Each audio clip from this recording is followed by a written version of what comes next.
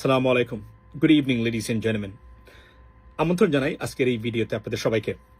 এবং এই ভিডিওর সাবজেক্ট এই মুহূর্তে আমাদের পার্শ্ববর্তী দেশের ভারতীয় একজন বংশোদ্ভূত বা ভারতীয় রাজনীতি বা ভারতীয় অভ্যন্তরীণ ম্যাটার সেখানে জড়িত।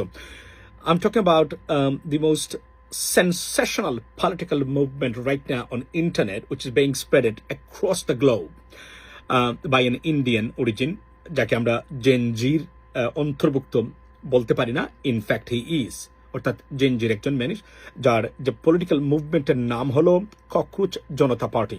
আপনারা ইতিমধ্যেই জেনেছেন যে ককরোচ জনতা পার্টির ব্যাকগ্রাউন্ডটা বা কোন জায়গা থেকে এটা এসেছে। সেটা হচ্ছে যে ভারতের নতুন প্রজন্মকে নিয়ে ভারতীয় সুপ্রিম কোর্টের প্রধান বিচারপতি একটা মন্তব্য করেছিলেন।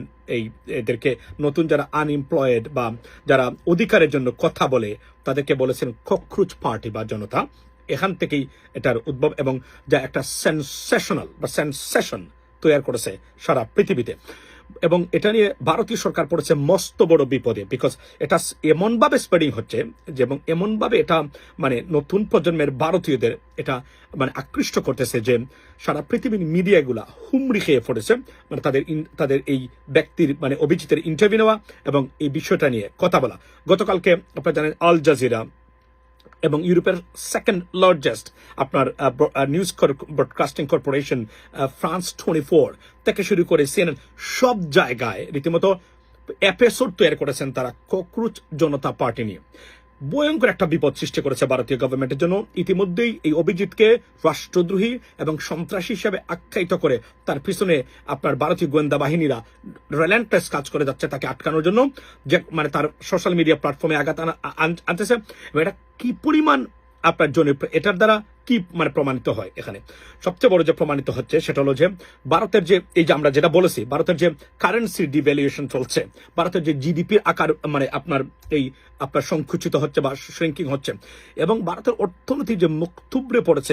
যদিও তারা বলছেন ভারত সবচেয়ে ফাস্টেস্ট গ্রোয়িং ইকোনমি দেশ, এগুলোতে মিথ্যা বানোয়াট এবং এই স্ট্যাটিস্টিক্স গুলো যে সরকার থেকে নিয়ন্ত্রিত হয়ে আসে বাহিরে, সেটা যেটা শেখ হাসিনা বাংলাদেশে করেছিল ফুলে এবং একদম বড় করে দেখানো হয়েছিল বাংলাদেশের জিডিপি টু মানে রিজার্ভ থেকে শুরু করে সবকিছু ঠিক একই ধারায় চলছে ভারতের বর্তমানে। এবং এটাই সবচেয়ে বড় বিপদ যে এরা এটাকে তুলে আনছে, সারা পৃথিবীর কাছে দেখিয়েছে।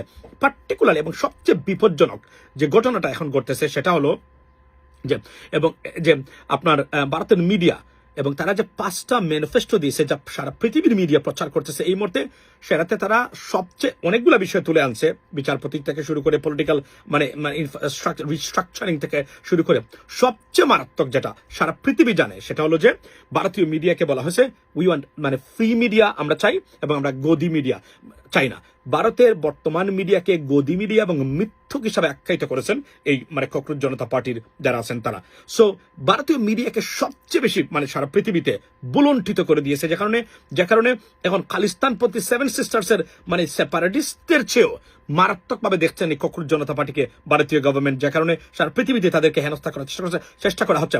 এবং ফ্রান্স 24 2 দিন আগে যে ইন্টারভিউ দিয়েছেন এই অভিজিৎ, সেখানে ফ্রান্স 24 নিউজের এবং মানে উনি যে উপস্থাপক বা অ্যাঙ্কর, উনি যেটা বলেছেন যে ককরোচ জনতা পার্টির উত্থানকে মানে ইন্টারনেটের উত্থানকে মানে লিওনেল মেসি এবং রোনালদোর সাথে ক্রিস্টিয়ানো রোনালদোর যে উত্থান ঘটেছিল কম সময়ে মানে একদিনে ফলোয়ার্স মানে পেয়ে যাওয়া থেকে শুরু করে সেটার সাথে তুলনা করেছেন। Take a look at that. আপনারা শুনেন, আমি ভিডিওটা দেখাবো না মানে আপনার মানে এখানে কিসের কারণে এই মানে কমিউনিটির গাইডলাইন কারণে, কিন্তু আমি আপনাদেরকে শোনাতে চাই উনি আসলে কি বলেছেন, শুনেন।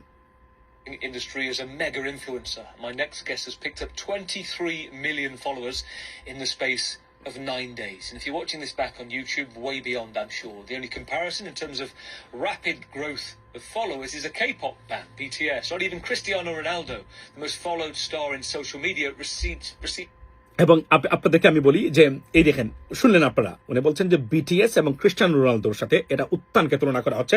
বদলুক এখানে কিন্তু লাইভে আছে এই মুহূর্তে ওনার সাথে।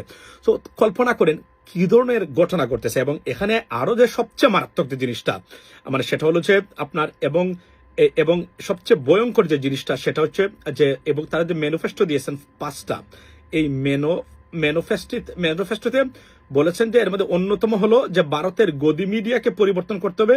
গদি মিডিয়াই ভারতের জন্য সবচেয়ে বড় ভয়ঙ্কর মানে জিনিস, এবং 5টা ম্যানিফেস্টোর ভিতরে।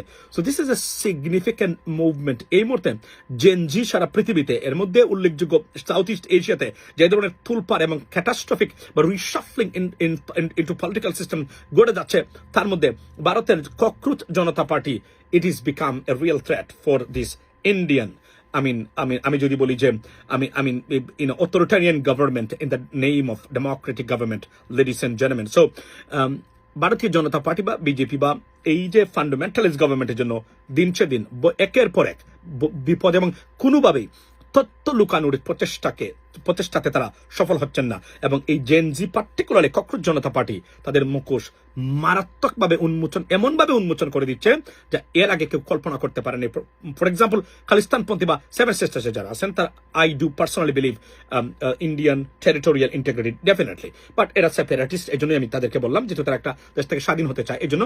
বাট মানে এই যে এখানে এরা সেপারেটিস্ট না, এই যে আপনার ককরোচ জনতা পার্টি, এর হচ্ছে ভারতে যে বর্তমানে যে মানে যে সরকার পরিচালনায় বিজেপি সরকার কতটা ব্যর্থ, এবং ভারতে কি হচ্ছে অর্থনৈতিকভাবে, সাংস্কৃতিকভাবে বা রাজনৈতিকভাবে, তার একটা প্রতিচ্ছবি বা এবং বিচারিক ব্যবস্থার মাধ্যমে বিচার যে একচ্ছত্র, এবং এটা যে totally control by the BJP government বা নরেন্দ্র মোদী গভর্নমেন্ট, সেটা সারা পৃথিবীর কাছে মুখোশ উন্মোচন করে একদম উলঙ্গ করে দিচ্ছে বিজেপি গভর্নমেন্ট বা মোদী গভর্নমেন্টকে। That's what it is, ladies and gentleman. Have a blessed day. See you next time. আসসালামু আলাইকুম।